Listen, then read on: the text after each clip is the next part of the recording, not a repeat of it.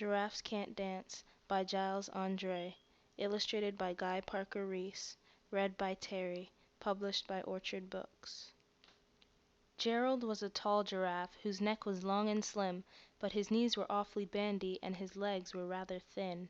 He was very good at standing still and munching shoots off trees, but when he tried to run around he buckled at the knees. Now every year in Africa they hold the jungle dance, where every single animal turns up to skip and prance, and this year when the day arrived, poor Gerald felt so sad, because when it came to dancing he was really very bad. The wart hogs started waltzing, and the rhinos rock and rolled, the lions danced a tango, which was elegant and bold. The chimps all did a cha-cha, with a very Latin feel, and 8 baboons then teamed up for a splendid Scottish reel.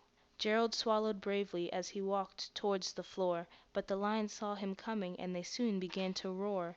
"Hey, look at clumsy Gerald!" the animals all laughed. "Giraffes can't dance, you silly fool! Oh, Gerald, don't be daft!"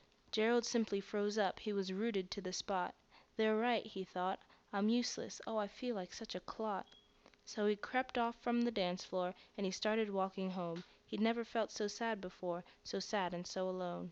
Then he found a little clearing, and he looked up at the sky. "The moon can be so beautiful," he whispered with a sigh. "Excuse me," coughed a cricket, who'd seen Gerald earlier on, "but sometimes when you're different you just need a different song. Listen to the swaying grass and listen to the trees. To me the sweetest music is those branches in the breeze. So imagine that lovely moon is playing just for you. Everything makes music if you really want it to."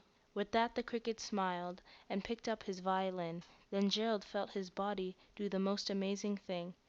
His hoofs started shuffling, making circles on the ground, his neck was gently swaying, and his tail was swishing round. He threw his arms out sideways, and he swung them everywhere. Then he did a backward somersault, and leapt up in the air. Gerald felt so wonderful, his mouth was open wide. "I'm dancing, yes, I'm dancing, I'm dancing!" Gerald cried.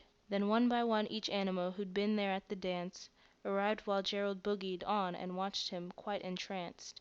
They shouted, "It's a miracle! We must be in a dream! Gerald's the best dancer that we've ever seen! How is it that you can dance like that? Please, Gerald, tell us how!"